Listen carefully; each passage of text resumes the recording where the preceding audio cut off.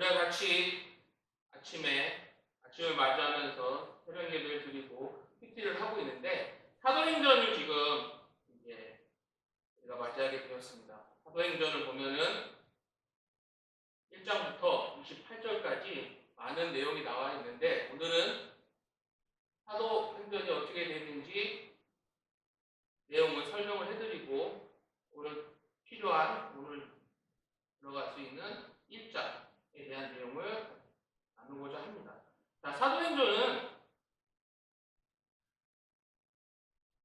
성교의 내용이 많이 나와 있다고 해서 우리가 성교의 기록으로 나타낼 수 있는 성교 행전이라는 이야기를 하는 부분이 있고 그 원동력이 성령님께서 같이 함께 하신다고 해서 성령 행전이라고 내용을 알고 있습니다. 기록 시기는 주후 60년대 초반부터 63년이라고 우리가 나타낼 수가 있는데 그 이유는 바울이 로마에 가택 연금돼서 당한 사건이 주후 61년에 기록되어 있고 그 이후에 네로의 박해 사건이 주후 64년에 대해서 기록이 나타나지 않기 때문에 보통은 주후 60년대 초반부터 63년으로 우리가 이해를 하고 있습니다. 그리고 내용에서는 복음 전파에 대해서 이렇게 장절로 크게 나누어져 있는데 예루살렘에서에 대한 복음 전파 내용, 그리고 유다와 사마리아에 대해서 복음 전파 내용, 그리고 온 세상으로부터의 복음 전파 내용으로 사도행전에서 이렇게 기록이 되고 있고요. 우리가 나타낼 수 있는 우리가 오늘 처음 큐티하면서 보게 됐던 사도행전 저자는 우리가 앞에서 나타낸 것처럼 기록한 사람은 누가가 기록을 하였습니다. 자, 누가가 기록을 하였고요. 누가가 사도행전을 쓰면서 여기에 나타냈던 내용들을 기록을 했던 것이죠. 자, 오늘 여러분들과 함께할 내용은 말씀의 제목은 은혜를 기록하라라는 내용을 함께하고자 합니다. 은혜를 기록하는 것. 자, 여러분들 같이 한번 생각했으면 좋겠습니다. 지금은 시대가 좋아지고 전자기기가 많이 나타나고 있지만은 불과 10년 전 좀 지난 이전에서는 저희가 소식을 전하고 내용을 우리가 알고 확인하려고 할 때 어떤 내용이 있었나요? 기록을 할 수 있는 부분이 있었죠. 누구를 생각해서 내 마음을 전달하고 싶을 때 그때는 편지를 쓰면서 그 사람을 기억하고 편지로서 내용을 전달하는 부분이 있는데 오늘 사도행전은 누가가 기록을 해왔습니다. 누가는 제가 말씀해도 있지만은 직업이 의사였고요. 그는 이방인이었습니다. 그리고 그는 바울의 동역자였습니다. 바울이 로마 감옥에 갇혔을 때 누가는 함께 바울과 있었고요. 예전이나 지금이나 누가는 의사로서의 안정된 직업은 있었지만은 바울과 함께했던 거죠. 그리고 바울이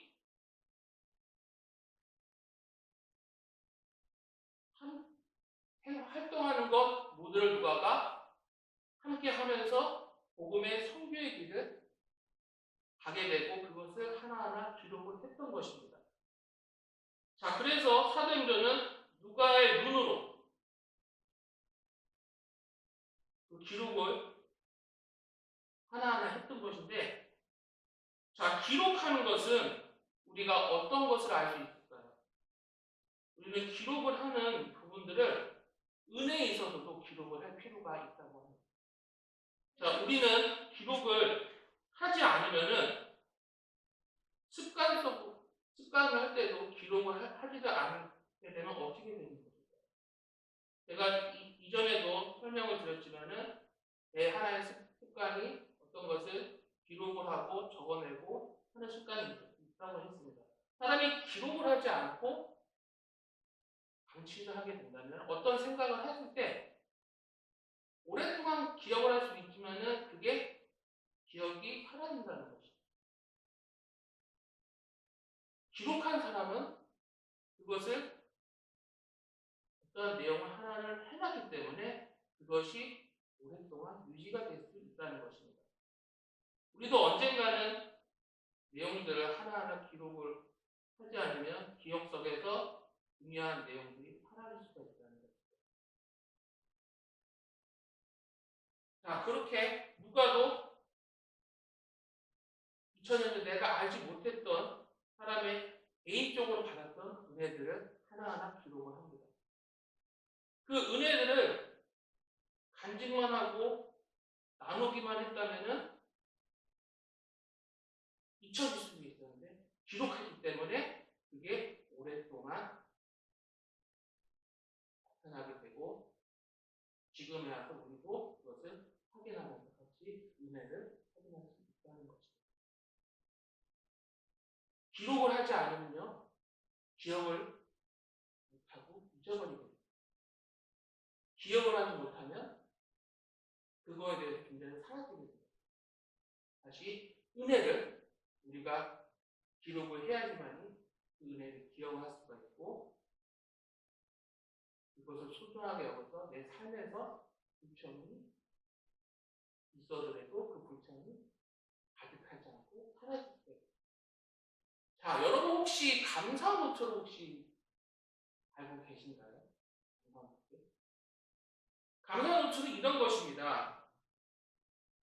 사람들이 불평거리만 많이 갖고 있었지만은 내가 하루 동안 일주일 동안 있으면서 감사한 것이 이게 있었구나 라고 하면서 한자 한자 내가 했던 노트에 적어나가는 거죠. 그래서 그것을 불평거리가 있더라도 감사함을 느껴서 기도 제목으로 그것이 하나하나 누적이 되어서 내가 느꼈던 불평이 다시 한번 내 감사로 고백을 하게 되고 내 신앙을 다시 한번 점검할 수 있는 그런 부분이 되는 거예요. 성경도 기록을 하는 부분이 아주 중요하고 성경을 기록하는 부분도 혹시 여러분 혹시 알고 계시나요? 성경이 어떻게 기록이 되어 있는지. 성경은 서기관들이 성경을 기록을 하는 내용이 있었는데 그것을 하나하나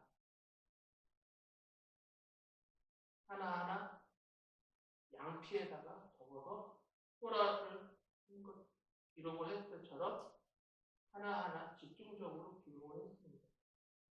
자, 기록을 할 때 잉크에는 책가루가 들어가서는 안 되고 중요한 요소들이 하나씩 있었다는 거예요. 그것은요, 잉크에 절대로 책가루가 들어가서는 안 되고요. 왜냐하면 새는 전쟁을 할 때 쓰는 중요한 무기를 사용했던 재료이기 때문에 그것을 볼 수가 없었습니다. 그래서 성경을 기록하는 부분에 있어서 최소 3명이 집중적으로 실수하지 않게 기록을 했던 부분이 있습니다.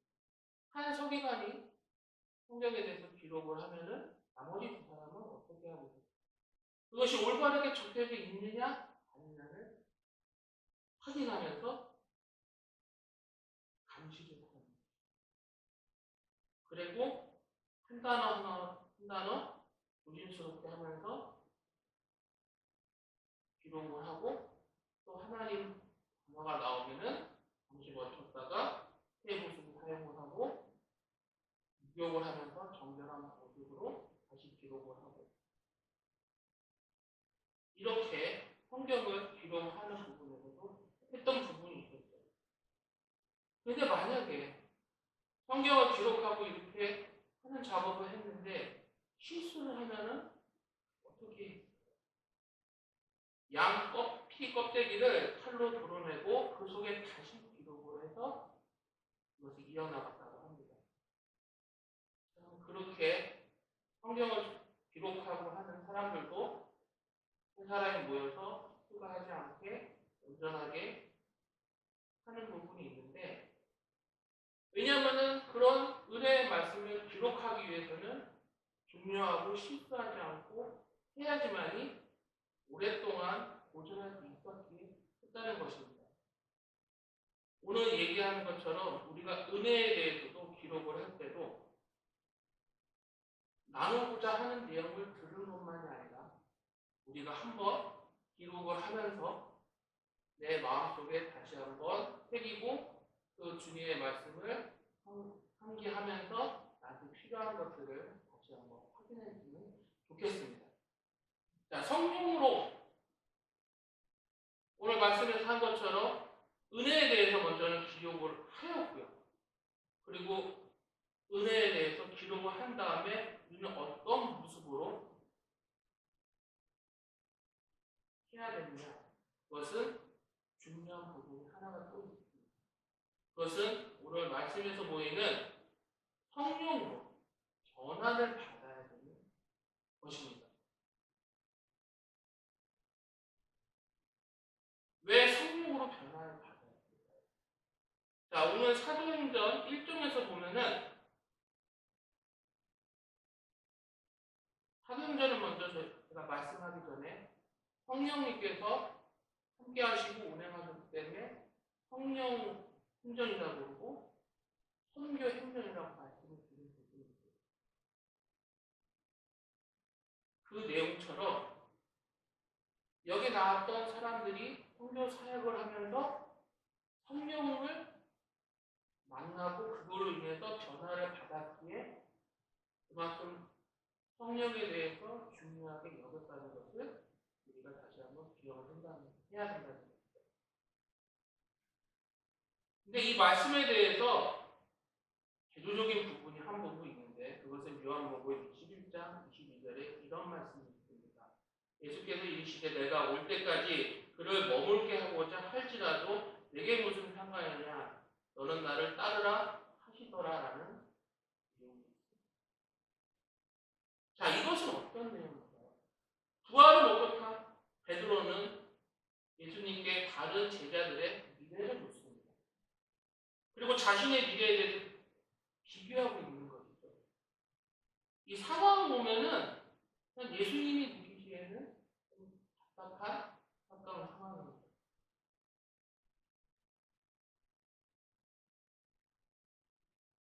이게 어떤 내용이냐면은 왜 남들과 비교하고 있느냐? 나를 따르라고 하는데 남들과 비교하고 그거에 대해서 집중하고 있느냐는 것이죠. 어떻게 보면 우리들에게 주시는 말씀이기도 합니다. 다른 사람이 가진 재물과 능력으로 사람들은 비교를 하지만 그것보다 중요한 것은 오직 주님만 바라보며 나아가야 합니다. 오늘 이 시간 여기 모인 성도님들, 오직 주님만 바라보며 따라갈 수 있기를 주님의 이름으로 부탁드립니다. 예수님께서 십자가에 돌아가신 후에도 제자들은 어땠을까요? 변화가 확 이루어졌나요? 다만 그분이 확 바뀌지 않았습니다.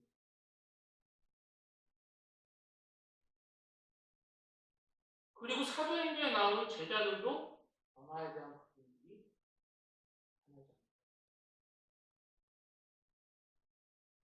똑같은 질문을 하고 있습니다. 1장 6절에서는 이런 내용이 있습니다.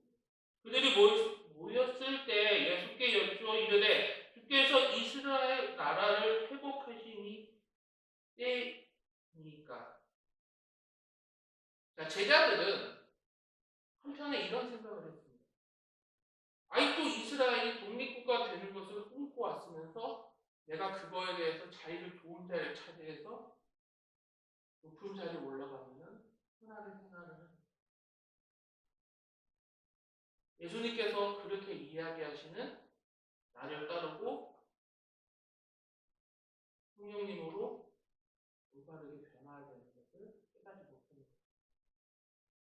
예수님을 따랐던 제자들의 그 시간 동안에 예수님께서는 제자들에게 어떤 모습을 보여주셨어요? 3년 동안 그렇게 함께했던 제자들은 자신의 생업을 두려워하고 예수님을 따라갔지만 여러 상황을 보았습니다. 자신 본 앞에서 귀신을 쫓아내는 것도 보았고 죽은 사람을 살리는 것도 보았습니다. 그런데 왜 그렇게 제자들은 변하지 않았을까요? 예수님이 조금 안타깝고 얼마나 아프셨을까요? 마음이 아팠을까요? 한 가지 질문 한번 더 드려보겠습니다. 자, 혹시 신앙생활, 교회를 얼마큼 다니셨습니까? 한 번쯤 아니면 너무 많이 들었던 질문이 있습니다. 각자 오랜 시간 일하고 생각이 듭니다. 하지만 일부적인 사람들, 어떤 분들은 오랜 시간을 다녔어도 변화가 되지 않은 사람이 있다는 것입니다. 왜 안 바뀔까요? 원인을 보고 이유가 무엇일까요? 그것은 오늘 사도행전 1장 8절에서는 이런 말씀이 있기에 그것을 나타내고 있습니다. 오직 성령이 너희에게 임하시면 너희가 권능을 받고 예루살렘과 온 유대와 사마리아 땅끝까지 이르러 내 증인이 되리라 하십니다. 중요한 내용이 있죠. 오직 성령이 너희에게 임하셔. 이게 답이라고 우리가 생각을 해야 됩니다. 내 삶의 주인이 내가 돼서 내가 왕노릇하는 것이 아니라 하나님께서 왕이 되셔요. 그리고 성령께서 인도하신 대로 살아야 된다는 것입니다. 매일매일 성령 충만하도록 우리가 살아야 된다는 것입니다. 성령 충만이 어떤 것일까요? 성령 충만은 쉽게 생각하면 간단합니다. 성령께서 인도하시는 대로 살아야 한다는 것입니다. 내 힘이 아닌 하나님의 주시는 힘과 능력으로 하는 것. 그것이 성령 충만이라고 합니다. 내 뜻을 내려놓고 주의 길을 따른다는 것입니다. 그것은 다시 한번 풀이하자면 종이 왕을 행동대로 따라야 된다는 것이죠. 자, 원어에서 보니까 종이 왕을 따른다는 것이 어떤 게 있나? 그것은 피페레테프라는 말이 있습니다. 배 밑에서 노를 젓는 내용을 뜻하고 있는데 우리가 영화에서 봤을 때 배너에서 큰 배에 노를 젓는 그런 모습처럼 선장이 시키는 대로 노를 젓는 그렇게 복종을 하면서 해야 된다는 거예요.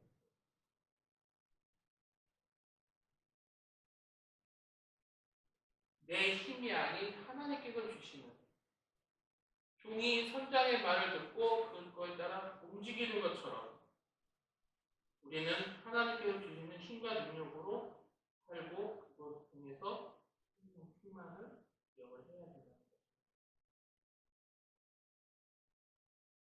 사랑하는 예상교회 성도 여러분, 사람이 자기가 갖고 있는 힘으로 살아가면서 바뀔 수 있는 것이 아무것도 없습니다. 여기서 우리가 가장 중요한 것은 성령님의 도우심을 구해야 됩니다. 매일매일 성령님의 도우심으로 살아가고 그거에 따라서 응답대로 순종하고 생활하고 그 응답대로 잘 우리가 다시 한번 기억하고 한 주 남은 시간 동안 나에게 주어진 일과 여러 곳에서도 임할 때 내가 하겠다는 계획이 아니라 성령님께서, 하나님께서, 예수님께서 나에게 주시는 내용입니다.